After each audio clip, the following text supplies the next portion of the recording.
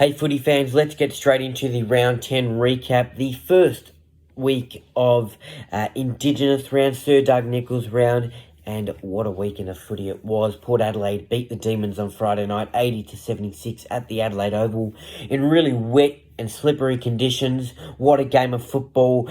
Both sides gave it their all, and in the end, Port held off the D's. Zach Butters, a great game, 41 disposals, 2 goals. For the Demons, on the other hand, just a little nerve-wracking moments for them. Clayton Oliver out for a few weeks with a hamstring injury, so going to be interesting to see how the D's go without Clayton in the midfield. On Saturday, we had the Roos taking on the Swans. What a bizarre ending to this game. The Roos lose 90-93. The Roos made 76 interchanges instead of 75. The umpires picked up on it. Boundary umpire comes over. They put a stop to the game. In the end, free kick and a 50-metre penalty for the Sydney Swans. That's how they kicked the winning goal. And yes, the Swans get the win. Roos, good effort to, be on top of this game, lead at times, at least get 90 points compared to our game against the Saints the other week. But I wanted to point out just not the behaviour, but how the Swans players reacted. When they were awarded that free, when they kicked that goal, I saw players like Buddy Franklin and others celebrate like they won the premiership. And I know it's great to get the win, and a close win, and that's fantastic. But you just beat North Melbourne, a bottom 4 team, over an umpire's decision and over a North Melbourne mistake.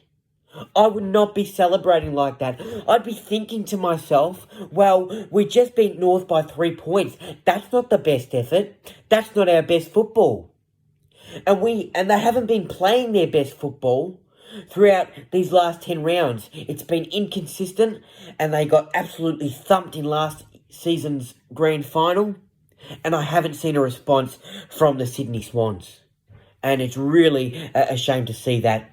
The Dogs beat the Crows 85-40. Everyone chipped in for the Doggies. They're barking, and they're barking loud. Bailey Dale, Bailey Smith, Bontempelli, Liberatore, the list goes on. The Doggies are going so well at the moment. The Fremantle Dockers, a huge win for them, beating the Cats 106-77. They're starting to get back on track, Freo, so picking up some good form lately. Cats, on the other hand, really hot and cold, the reigning premiers for season 2023. The Lions beat the Suns 107-64. Suns were on a good, flow during this game. I know they were trailing by 2 goals or a goal, but they were well and truly in the contest. And it was just a shame to see in the fourth quarter, obviously Lions too strong, they kicked away and wrapped this one up. But the Suns, for those first 3 quarters, I thought it was a great effort by them. The Bombers took on the Tigers in an absolute thriller of a Dreamtime clash. 71-70 the final score. Sam Durham, the hero for the Bombers. A great vision by Jack Stringer to find Durham in the goal square, and he absolutely thumped it through for the winning goal. Ryan Mansell set shot late for the Tigers, which would have put them up and pretty much, I reckon, win the game for them. He kicked it out on the full. So even if he got a point, it would have been a draw if Durham was supposed to, obviously kick that goal, etc. But what just a crazy ending to what was a great game of football and a great effort by the Bombers to come back in that fourth quarter. Zach Merritt, phenomenal game, well-deserved the Indigenous Award for the Dreamtime Clash. And other news, just for the Tigers, Damien Hardwick has departed the club. What a coach, 3-time premiership coach, 2-time premiership player. He's been a leader for this club and team for the Richmond Tigers. He was a really crucial part for their success over those 3 premierships within 4 years. That era for the Tigers when they were on top of the footy world, he was at the centre of that. Dimmer, all the best to you and the next chapter. And for the Tigers, well, they're looking for a new coach, speculations, this is just my speculations, you could have a coach like David Teague on the cards, Ben Rutten. I think Ben Rutten would be a nice fit for the Tigers, but we'll have to wait and see.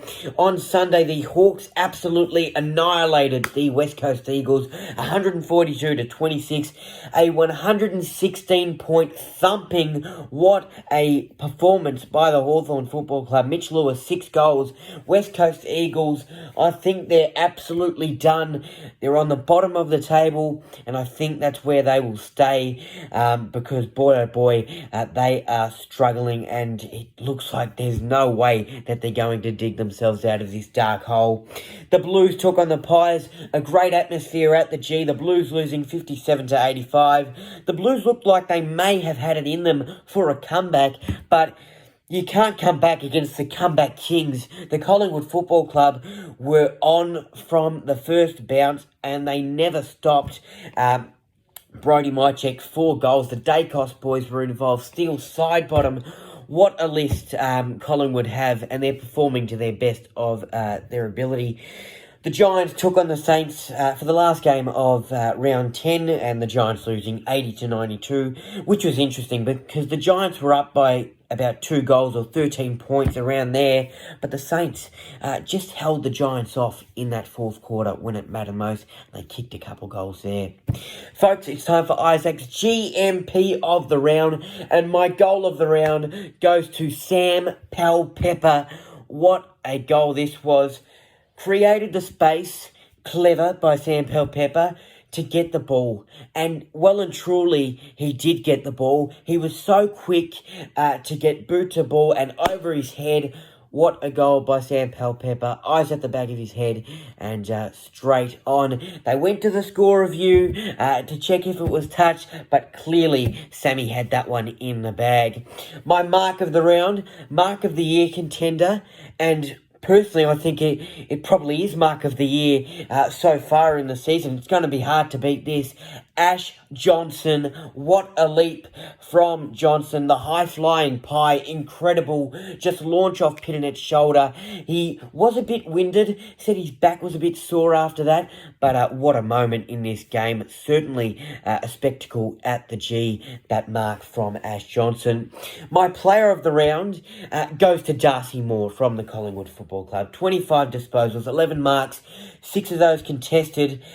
2 inside 50, 359 metres gained. Now, at the end of the game, we thought he had 11 intercept marks, and that was a record. And we're all, well done, Darcy.